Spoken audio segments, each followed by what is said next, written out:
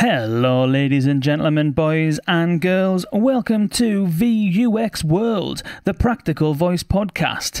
This episode of VUX World is brought to you by the marvellous BotMock. If you're still writing code just to get a design to test, and you're spending all of your time nestled in code, or you're spending time using bits of paper and post-it notes and flow charts and all of these different kind of ways that you use just to get ideas down and to test some stuff, then you should be checking out BotMock. BotMock is a fantastic tool and companies of all sizes are using it. You can design all of your Alexa skills within here. You can collaborate with your whole team. You can test it. You can take it from design right the way through to content to developer handover, all in one application. It will save you a ton of time, a ton of effort, and rather than coding stuff, we're going to speak actually in this episode about the dangers of getting straight down into just coding before doing any kind of testing, before doing any kind of prototyping, rather than having to go back and rework everything when you learn more about your experience and you need to change things.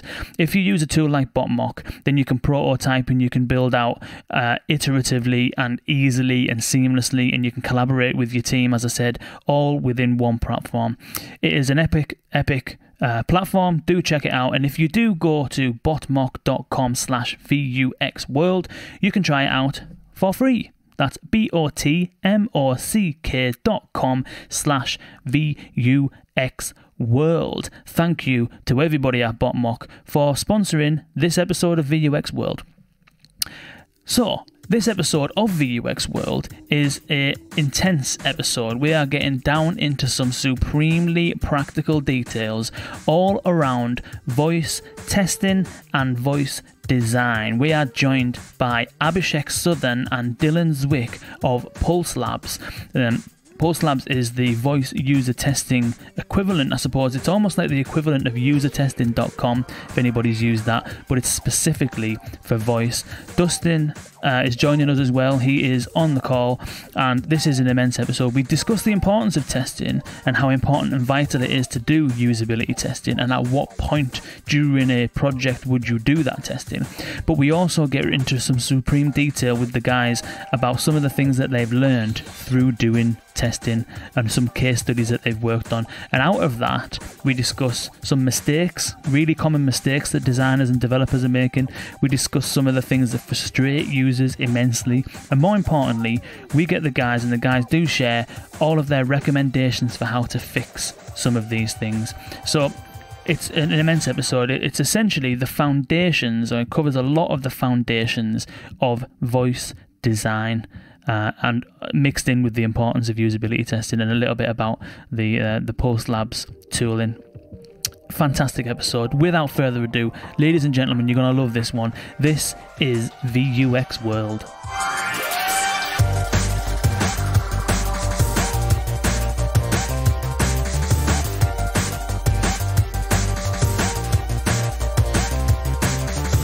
Well, gents, thank you so much for joining us on the podcast. It's an absolute pleasure. Boys and girls, we're joined by Abhishek Suthan and Dylan Zwick, and also Dustin Coates. Hello, Dustin. Hey, Kane. And welcome, gents. Yeah, as I say, welcome to the podcast. We've been lining this up for a little while now. Dylan, I think we spoke at the start of the year, wasn't it? Yes, it was the start of the year when you were still trying to get the podcast started and rolling. So it's really been awesome to see what you've done with this so far, and I love listening to it. So thank you very much for doing it. Well, thank you for listening, and thank you for joining us. And Abhishek, it's nice to finally meet you. Tell us a little bit about yourselves then. Should we start with you, Abhishek, and then we'll go back to Dylan and a little bit about yourselves, and then we can go into a little bit about Pulse Labs? Sure. So just quick background. My background's actually it's engineering and business. So before founding Pulse Labs, I was at Goldman Sachs. I was part of their algorithmic trading team and then ran product strategy for the electronic commodity business. One of the things we did at Goldman was looking at a lot of emerging tech companies. That's actually what also got me interested in the space. And I truly believe what we're experiencing is a paradigm shift in human-computer interaction, and voice is not replacing other mediums of input. It's actually augmenting it. And we're increasingly moving into a multimodal space where you have touch, where you have type, and you're going to have voice augment that experience. So that's actually got us, got me thinking, and Dylan as well, and he'll talk about it as to how we can participate in this space. And just like how in web and mobile, there was that entire ecosystem of developer tools that got created.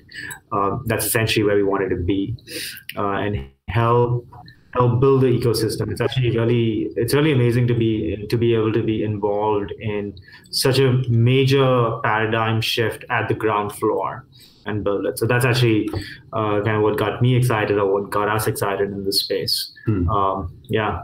Dylan, you want to? Yeah. So before this, in my past life, I was the director of data science at Overstock.com, which is a major online retail corporation here in the United States. And in that role, basically my job was to study and try to understand how to make consumer experiences better, and how to identify opportunities there that we could leverage and manage. And so essentially focused on understanding how consumers want to interact with technology, and figuring out how to make that better. And when I got an Echo and played around with it and realized that they had figured it out, or at least they'd figured it out enough that a computer could really understand, what you were saying, I realized, okay, this is going to be huge, because voice is kind of the most natural and most human way that we interact with anything.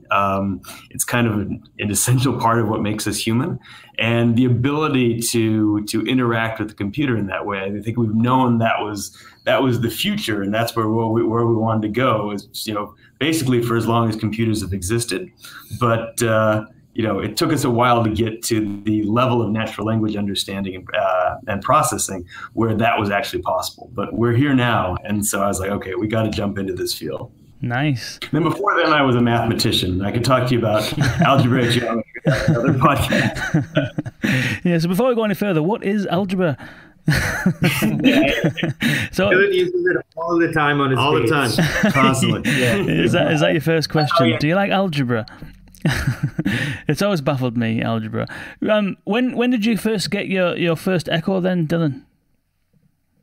I got it actually right after it came out, so in early 2015, actually. So, and then played with it for a while, did a little, played around with programming it a bit, and kind of realized, okay, this is going to be an important and big thing very soon. Abhishek, when did you first get yours? 2016. But one thing about Dylan, so when we moved as part of the accelerator last year to Seattle, so Dylan and his fiancée at that time, who's now his wife, they actually drove up from Salt Lake City. I was already there, so I was like, hey, I'm going to help you move your stuff. Go, and we opened the door, and 16 Echoes and Echo shows. I was like, we're not reselling these. Software business. Yeah. What's going on here? He's like, no, this is really fun. So, yeah. For a little bit of was it for testing purposes, or is your house just entirely echoed out? Everything is the blinds and the light switches and everything. So it's echoed out. It's got both echoes that are set up for personal and for business, and then on the business side, I've even got ones that have little flags on them. So they have a Canada flag and a UK flag and a US flag, because they're all set to those individual countries. Yeah, and now we obviously do we do a lot of testing for Google as well.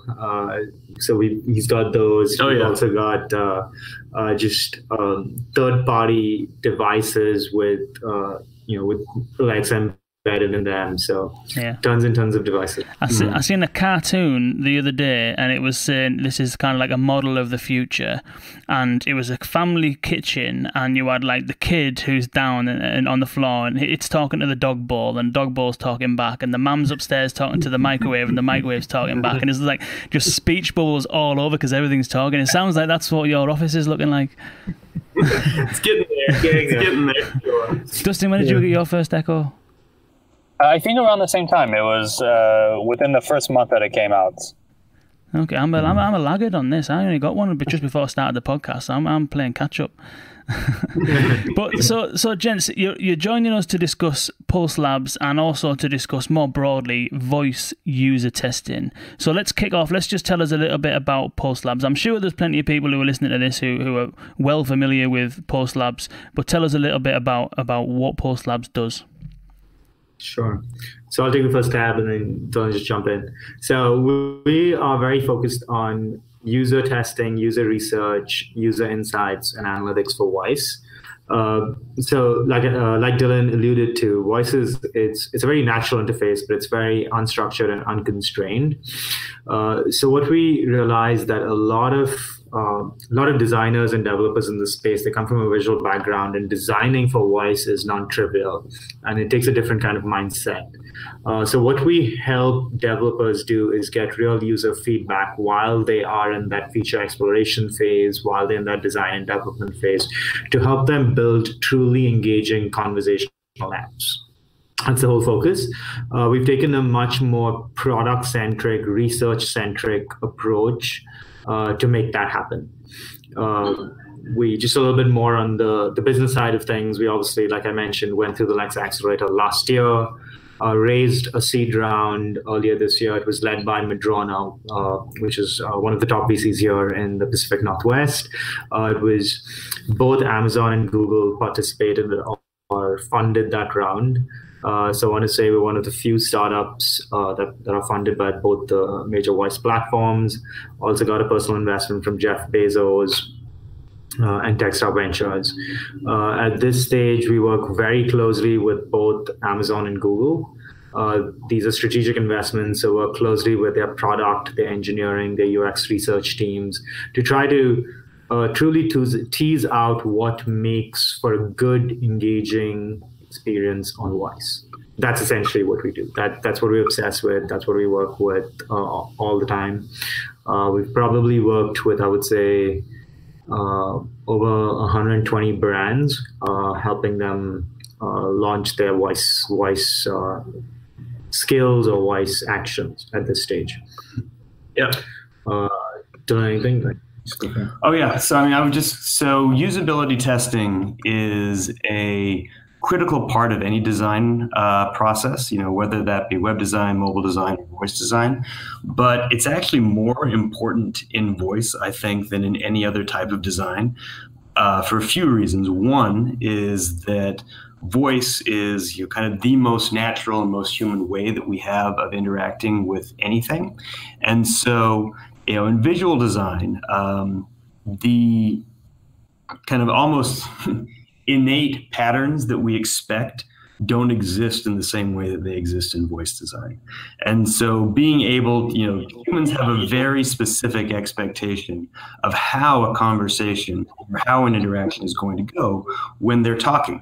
And so being able to make sure that what you've designed actually meets this conversational expectation is extremely important. And the best way of doing that is to just test it and try it with real people and figure out, okay, how do they expect to interact with this, and what can we do to change how we've built it so that we can better conform to that expectation.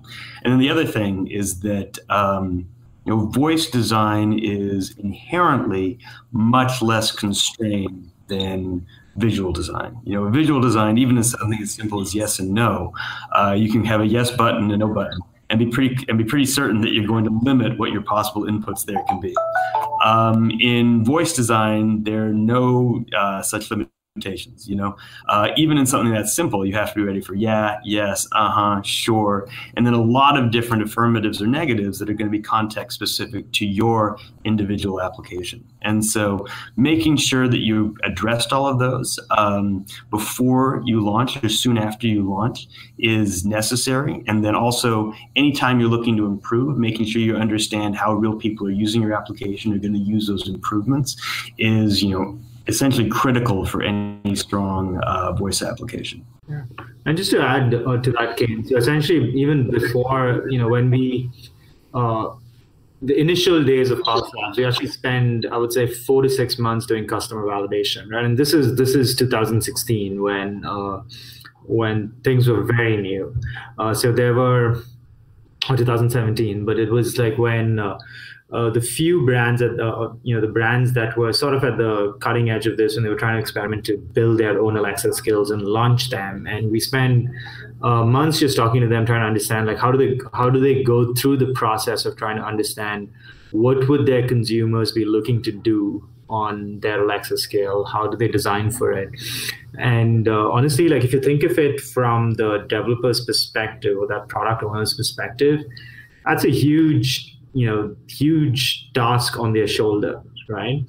Like they are, so there's a VUI designer or a developer sitting in an office and trying to figure out how are these thousands or hundreds of thousands of million people going to interact with their skill, coming from different backgrounds, coming from different parts of the country, coming from different localization settings, things like that.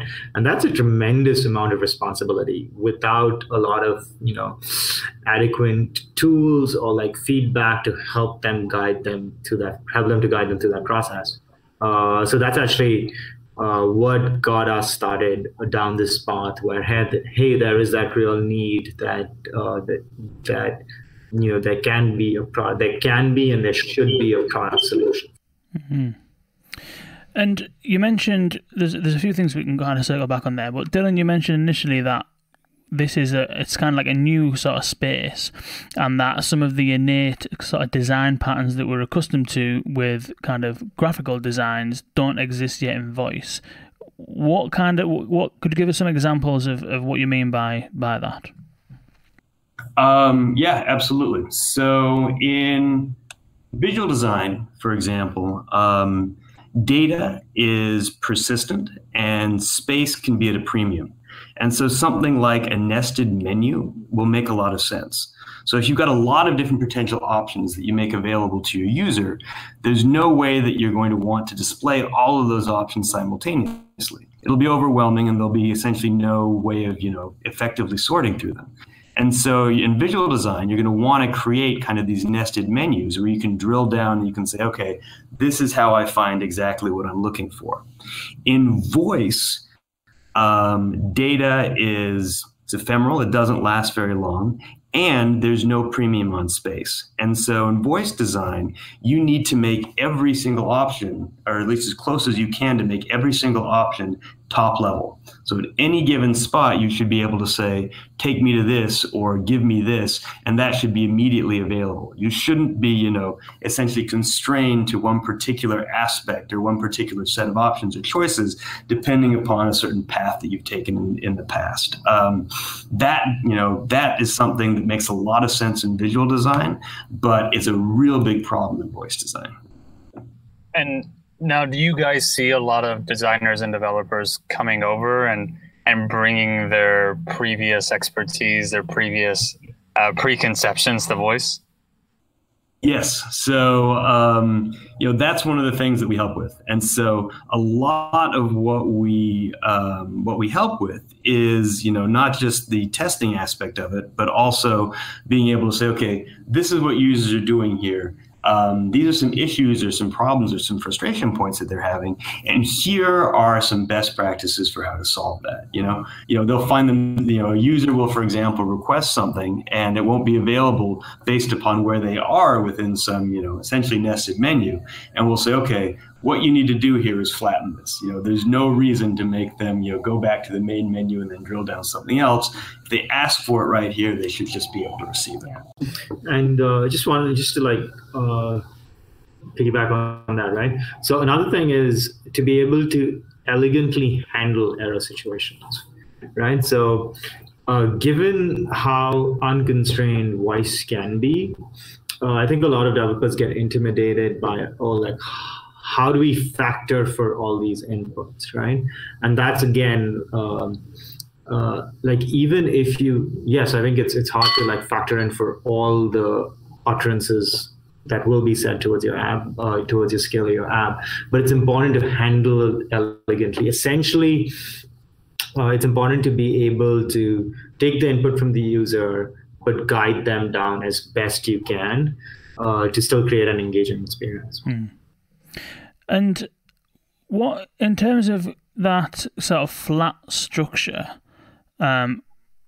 so I've heard Paul Cutsinger mention something similar to this when in a few of the kind of Alexa webinars that they've done. So there's kind of like two trains of thought, isn't there? And I know we'll get back to the testing in a minute, but I just thought we'd kind of explore this for 1 sec. The two trains of thought. One is that you almost process map out an experience. So I can see how, for example, with an interactive story, that kind of design process might make sense because you're feeding a narrative, and at any one time you're only given a certain number of options that then feed into other options. But what you're saying, and this is similar to what I think Paul Cutsinger was getting to, is that at any point in time, let's say it's a train booking skill, or I don't know, it could be a podcast skill or whatever it might be. At any point in time, you're saying that essentially a user should be able to just ask for anything and be able to get that kind of response. So how do you approach that from a design perspective then? Is it that you've just got a load of nodes everywhere and essentially those nodes respond to certain inputs, or do you process map anything out at all, or what's your sort of design process for coming up with that kind of flat menu structure, if you like? Great question. So there are certain situations in which more of a nested design makes sense. And one of those that you mentioned is that narrative structure. However, it doesn't make sense in a lot of situations in which, in the visual world, it would make sense. So for example, if you were building like, a train ordering skill or something like that, something that would let you order tickets to it on a train, it would, you shouldn't limit what people can ask for at any given stage. So yeah, I mean, the visual representation of that would essentially be, one node with essentially as many different options as you possibly can make available at that node. But even that, I think the visual representation there is somewhat misleading, because that visual representation is, I think a much more, it maps much more directly onto what people are going to be experiencing in web or mobile design than it does in voice design. In voice design, basically, you just want to always be available. And so, just as like, we're talking right now, if I say, pretty much anything to you, you're probably going to be able to process that and have a reasonable response to it.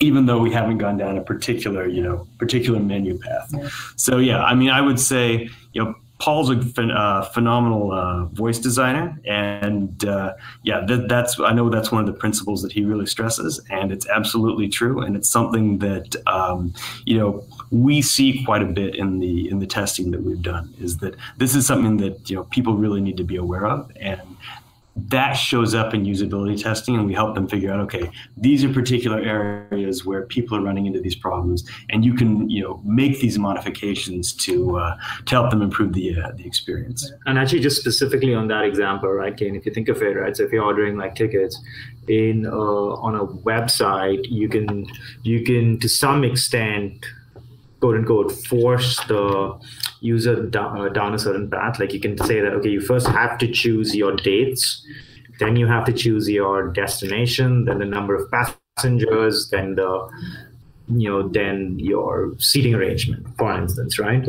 But when it comes to voice, the user is actually driving you. The user is in the driver's seat. So user can come in and say, hey, I want 2 tickets to London, or they can say, I want to go in June, 2 tickets, so they can play around with that, with the way they give the app that information.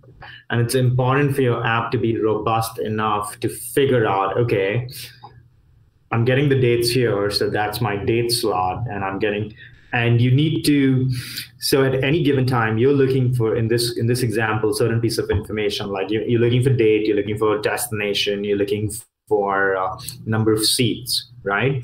And your skill needs to be intelligent enough to realize that you will not always get it in the same order. Sometimes you might get just one piece of information. Sometimes you might get all three. And to be able to elegantly probe for the next piece without annoying the user, like what's that right balance, right? And that's what makes voice design tricky, but also when done right, extremely user-friendly. If you're still writing code to design and test your chatbot's conversational experience, then you should check out BotMock. It's the smartest way to design and prototype conversational apps. So if you're using things like, mind maps and process maps and whiteboards, or if you're getting straight into the code to try and build some stuff, or if you're using things like Sketch to try and build sort of prototypes in, then 100% check out BotMock. It's companies of all sizes using it, small companies, large companies. You can build Alexa skills in there, and it'll save you hours because you can actually collaborate with your whole team while you're designing your thing. It's even down to handing it over to developers. The whole thing is a huge collaboration tool. It's absolutely fantastic. Do check it out. You can try BotMock for free at botmock.com/VUXworld. That's botmock.com/VUXworld.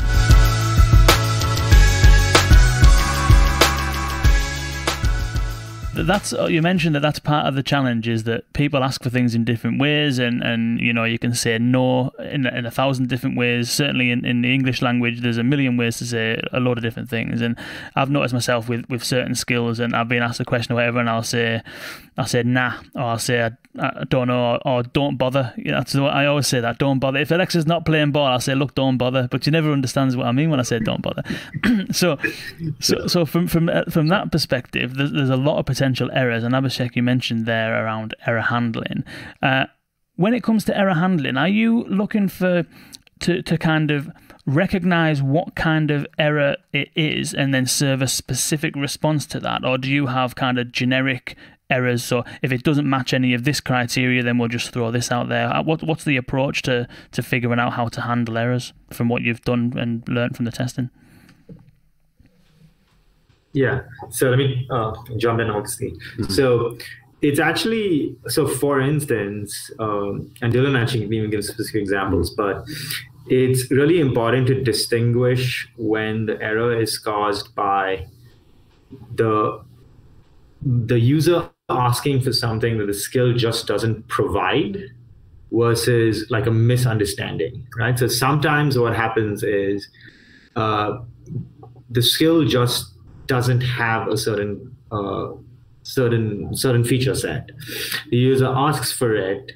The skill comes back and says, sorry, I don't understand you, right? What that inherently prompts is the user now believes, yes, I'm just not saying the right utterance to invoke that feature set, right? That's actually very frustrating, right? So handling situations like that way, such as that, it's important to tailor the message going back to the user to truly indicate, is this a problem where I just don't offer this feature, in which case stop trying, try something else, or it's just not supported, versus saying I don't understand you, so maybe try saying something else and you'll magically get to where you want to be, right? So we've seen skills in which the skill will, the speech to text will be off, and so the skill will essentially tell the user, I'm sorry, we can't do that, or we can't handle that, where in fact the skill is capable of handling what the user requested. It just misheard that particular utterance. There are also scenarios in which the user will be asking for something specific, and but it's not something the skill is able to handle, and the skill will treat it as if it just didn't understand what the user wants. And so in those situations, you can get into these kind of nasty loops where somebody will say something, the skill will essentially ask them to repeat it. They'll repeat it. The skill will ask them to repeat it again, and over it goes. And so that's something that we've seen a number of times that can be extremely frustrating. That just makes the user like nuts. Yeah, like they just take it. Yeah. Yeah. One of the there are a few ways of dealing. One of the simplest ways of dealing with this is in these situations, essentially let the user know what you've heard. say, I've heard this. I'm unable to provide that, but if that's not what you said, could you please, say repeat or something like that? Something that says, this is what I think you said. If that's not what you actually said, please repeat it. If that is what you actually said, I can't handle, or I'm unable to handle that request. And it brings up an interesting point in that we're not going to want to confirm everything, right? If you said X and I said, did you say X? Y? Did you say Y? Etc. It's going to get annoying pretty quickly. So when do designers and developers know when to confirm versus when to make assumptions? So that's, first off, that can be kind of a gray area, and so there are going to be specific cases that are sort of on the boundary there.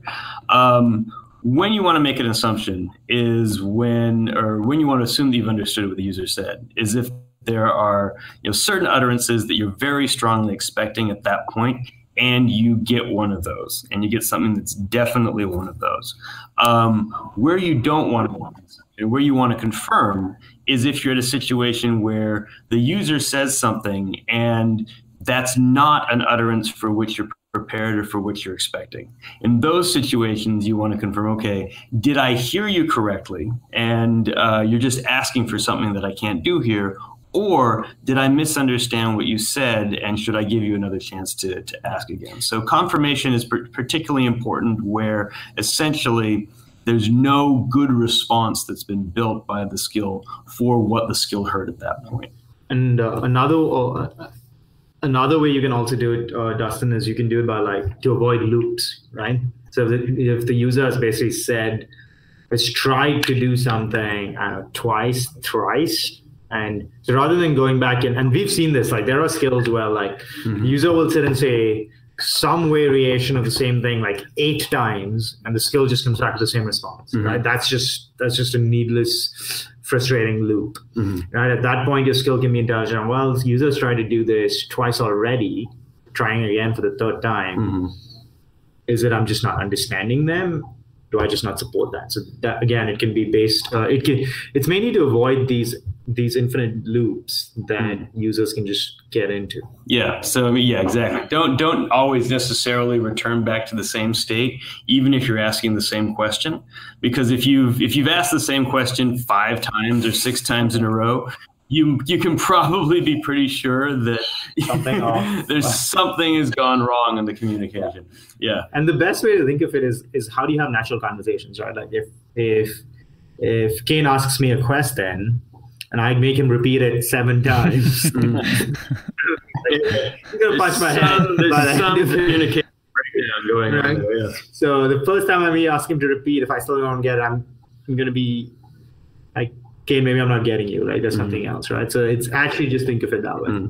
And this is kind of more of a general voice user experience recommendation that is available in some situations and is becoming more available in others. But when you get an utterance, if there's also, and there's some situations where you can do this, where you can also get essentially a confidence measurement on that utterance. And so you can have situations where you can say, this is what we think the person said, and we're 90% confident that that's what they said.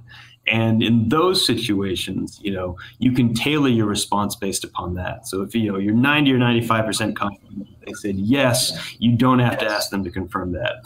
If they think you said yes, but the confidence is only 55% or something like that, then you might want to confirm. And there are some systems that do that, and I think that's going to become more and more of an option as the ecosystem matures. Yeah. And then there's another common, design error we see. The best way to explain it is just take a real world scenario. You walk into a restaurant, the waiter comes up and says, "Do you want food or drink?" And you turn around and say, "Yes."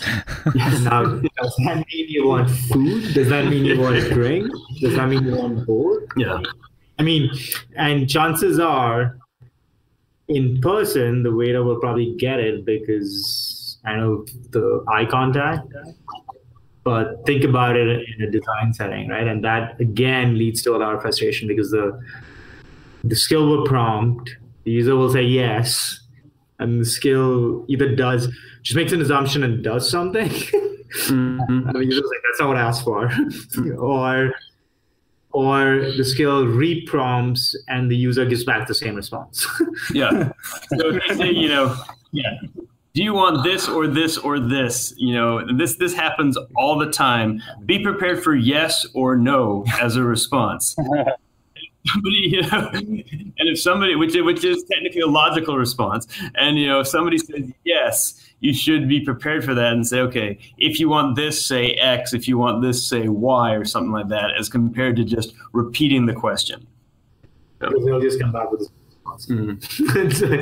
I've noticed that with so for example, some skills will do that, won't they? Some skills will like frame the conversation or actions. They'll frame the conversation as soon as you enter them, so you can use this action to do this or to do that. And when I always go back to this one because it was just an appalling experience.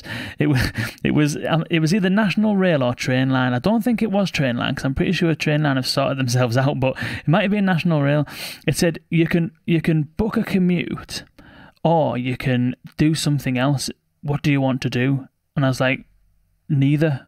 I just want to find out a train time. So can I find out a train time going from here to London? And it was just like, just didn't get it. You know what I mean? So it's like, so what's like, what from your experience and all the testing you've done, what is the best way to frame them conversations? Because there's a lot of stuff that, and it's understandable, and I'd probably even recommend the same thing, is that when you're starting out and you're first doing your first thing, you kind of want to focus on something specific, don't you? You don't want to have a big, broad brushstroke approach and try and conquer the world. You kind of want to get one use case nailed. What's the? I mean, I can understand that from the testing you've done, if one skill says you can do A or B, what do you want to do? And no one wants to do either one of them, it's going to be a nightmare. But how is best to approach framing the conversation at the outset if it's a narrow use case and you really realistically only can do one or two things? What's the best way to kind of frame it that doesn't infuriate people?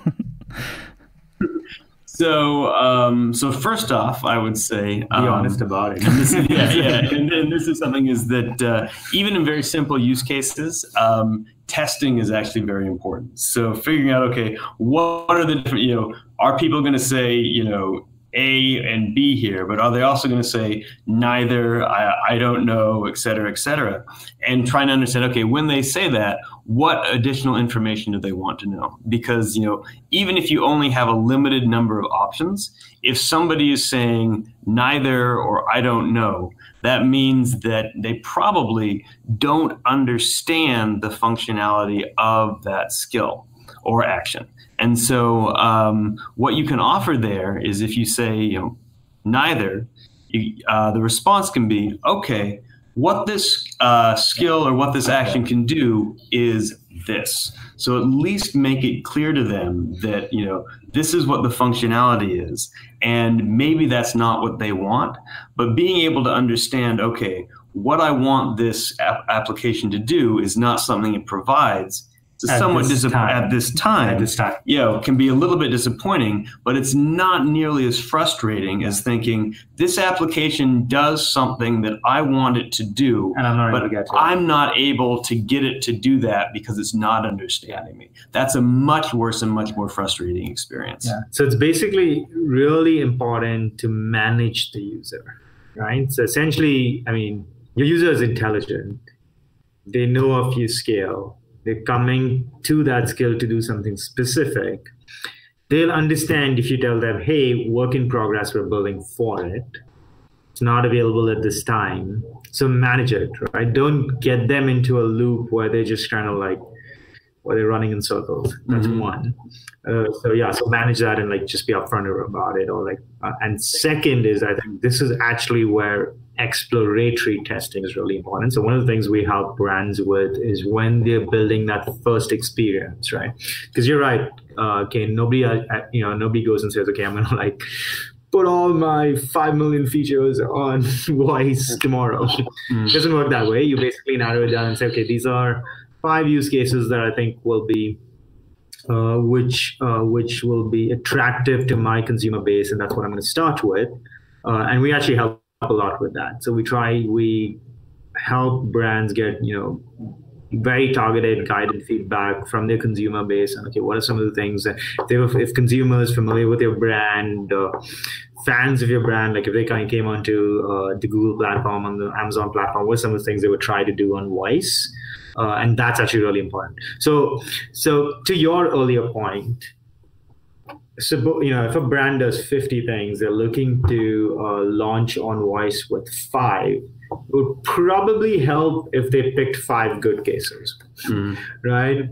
It would not be great if they picked like these 5 really random things that the consumers really wouldn't be expecting, right? And I think that's really important too. So yeah, I think a lot of the good thing is we see a lot of brands doing a lot more of that today. So over the past year, we see a lot more brands focused on even that exploratory phase, looking at, okay, hey, can you help us get consumers who have accounts with us, who, around certain criteria around their frequency of shopping, whatever, and give us feedback on, we're looking to launch on, let's say, we're looking to launch on the Google Assistant. We want to get some sense of what should we launch with. And that should also be user driven, right? It shouldn't be, it shouldn't be the product owner, like it shouldn't be solely their responsibility that, okay, I'm going to think of what makes sense. No, just talk to your users. It's easy enough. Right? Yeah. It sounds to me as though you mentioned at the start, Dylan, about, graphical design has innate patterns. It sounds as though from some of the work that you two have been doing, it sounds as though you're kind of almost on the verge of understanding what those patterns are for voice. I mean, from framing the conversation to error handling to, being able to cope with more than one request at any one time, like book me 2 tickets on Thursday to London. So it sounds to me as though you're kind of on the verge of almost kind of understanding what these kind of patterns are for voice. Would you say that's true? I think we're still at the beginning of understanding, exactly where everything's going to go in terms of both voice design and multimodal design. However, I think there are clear best practices that are emerging, and these are we're at the foundational stage right now. So these are foundational design concepts that I think are going to, kind of bring us to the next level of voice design. But there will be, modifications and rules and improvements based that will be built upon that and then built upon that. So, I think there's a lot more to learn, but we've learned a tremendous amount from, even where, in terms of Pulse Labs, we've learned a tremendous amount. But I think there's also kind of some emerging best practices out there that, weren't even there a couple of years ago. Yeah, I totally agree. Like it's very evolutionary. Right. And that's our goal. Like, to your point, that's exactly what we want to do. Right. We want to spend our time. We want to grind our teeth, but learn one by one, what makes for a good, engaging voice experience. Another thing is very interesting. If you think of it, right, with the prevalence of these voice devices, in a way, it's actually impacting how consumers now talk. So it's actually a feedback loop. So it's not only so voice design is being influenced by how people speak, but because of how designers and developers are now building skills in a way that's setting expectations for consumers of how they interact with these devices. So there's this feedback loop going from humans to machines to humans and back and forth. So that itself will evolve, right? And I'll just give you a simple example. In certain countries, it's not uncommon to say, close the light, right? Like normally you say, switch on the light, switch off the light. But it's actually not uncommon in certain countries to say, close the light. Yes, it's grammatically not correct, but that's very common, right? But now what's happening is as these devices are now getting more popular, consumers in those countries are actually getting a little bit more tuned to saying things differently. So there's that constant feedback. So this is going to constantly play out. And I guess our goal is to be at the forefront and guide that process to make a better consumer experience overall. Yeah, and then also the technology is evolving as well. So the tools that are available today are going to be, improved upon tomorrow. And just as an example, what I mentioned to you earlier, if as a voice designer, you have the ability to get some confidence score upon, how certain the platform is that the, speech to text that they're giving you is actually what the person said, that can then influence your, the design of your application and, what decisions that you make in a way that if you didn't have that information, you wouldn't be able to do. And so just as we've seen in web and mobile, there's also going to be, technological innovations and new features that are going to be made available that are going to, kind of change the way that we structure voice design and how we want to be able to, tune those to what people want to use. Interesting. I can see how, I can see how when you were talking about there, Abhishek, about the, voice can have an impact on how people talk. I can just imagine kind of just from now on starting all my conversations with Alexa, just walking into a room like, Alexa, just to mean everybody. Alexa, listen, I've got a point. Yeah, that's interesting. Yeah, okay. So I'm conscious at the beginning we heard a little bit about what Pulse Labs does. What I'm keen to do now, we've heard a hell of a lot about, the insights that you found, the testing that you've been doing, some of the best practice that has come around from the case studies that you've been working on.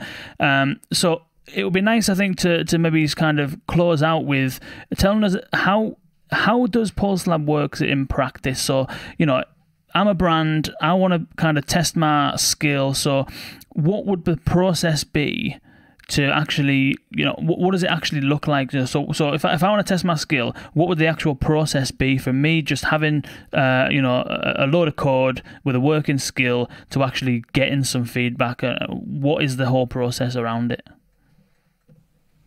So the process is that you can reach out to us. So you can go to our website, www.pulselabs.ai, and then, or you can email, me at dylan@pulselabs.ai or info@pulselabs.ai, or any of the contact information there, and essentially getting a call or getting some emails with us about what you want to have tested. Then and we've got a platform that we're going to be opening up very soon to the public where you'll be able to just go on and do this directly. But what you want to do is essentially you just want to specify, what skill or action or application you want tested, what you want your testers to do or try to do while they're using your application, who you want your tester demographic to be. So a little bit on that. We actually have a very large panel of voice testers, both in the United States, Canada, and in the UK. And we're expanding it both within those countries and outside of those countries every day. And so we can do very precise demographic targeting so that we can let you make sure that the people that are providing feedback are the people for whom you're building the skill. And then really kind of what questions do you want them to answer when they're done interacting with the skill or action? And so, what do you want them to tell you about that experience? And we can work with you to kind of tailor or design those questions so that they best address what you actually are trying to figure out. And then we launch the test. Our testers test actually on our browser-based platform. And all of that information is then, all of the information from all the sessions is then provided back to the user along with, summaries and explicit advice on, okay, these are what people like, this is what they don't like, these are some problems that it seems to be having, these are some suggestions that you might have for improving it, these are some errors that we saw, and these are how you might want to reproduce them. So, really, that's kind of what the process entails. And as we mentioned, we've worked with over 100 brands so far, and it's been a wonderful experience, and we look forward to working with hundreds more. Yep. And so you actually do the analysis in terms of recommending improvements for the things that you found as well. That's right. So we basically have so firstly our firstly, our platform is actually live, and we're working with some select brands and the major platforms, obviously, in beta. So they have direct access to the platform.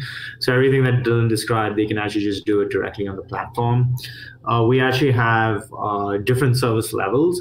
So, and the service levels range from the full service, where we do the analysis, come back with, the transcripts, the audio, the annotated, annotated feedback, insights, everything. And then obviously there is the self-serve where we provide the raw data, and the developer can do a lot more of the analysis themselves. And yeah, it's just it's a subscription. They can take it and they can slice it how they want. And what part of the design process would you recommend doing this at? Because I think that with typical user research, you tend to kind of, well, how the theory works and how the practice works is entirely different. So my experience of the practice is that there's a load of research done up front, then there's a load of building done in the middle, and then there's a load of testing done at the end. So, and then you find out that everything you've done you need to kind of redo. So obviously the ideal is to have a constant stream of research, a constant stream of testing, and a constant iteration of whatever you're doing and building. So maybe I don't know if I've answered that question before I've even asked it, but at what point in the process would you recommend doing this kind of testing, and at what stage in the process are you actually seeing people do the testing? So in terms of what's the theory versus the actual practice, and what would you recommend? Yeah, so you bang on, and they should do it sooner the better. A lot of the brands we work with, we actually help them at the exploratory stage, which is actually great. So this is basically them trying to figure out like what features they should even build as that, and then and we're on a subscription model. So once they subscribe to one of the tiers, they're constantly testing through that exploratory, through the design and development phase. And then a lot of them will actually, even once they start getting, once they even live, they still run user tests on some specific trends they're finding. And then, you mentioned kind of doing testing at the end and realizing there are a bunch of issues that then need to be addressed. So doing continuous testing throughout the development process, testing, at any stage is much better than not testing. However, continuous testing throughout the development process, one of the nice things that lets you do is it lets you identify issues or problems before you've built a lot of additional things upon those issues and problems. And so you can fix them quickly, and then that saves you a lot of work in the long term. Basically, it helps you create a much more successful app and experience at a much lower cost, both in time and dollar or power, right? Like that's true. Wicked. That sounds fantastic. Well, gents, this has been an absolute pleasure. By the way, that noise that the listeners might have heard there was Dustin jumping out. He had to just nip off to another meeting. So I don't think I'm going to be able to get rid of that noise. But yeah, guys, thank you so much for joining us. That's been an immense conversation. Where can people find out more about Pulse Labs and kind of get involved if they want to get involved, or follow what you're up to and stuff like that? So you can go to our website, which is just www.pulselabs.ai, and then you can also follow us on Twitter. Our handle is PulseLabsAI, and or Facebook or LinkedIn, and or just send me an email, Dylan@pulselabs.ai, and we'd love to talk to you. Fantastic, gents. Thank you so much. Cool. All right, thank you, Kane. It's a pleasure. Thank you, Kane. Great job.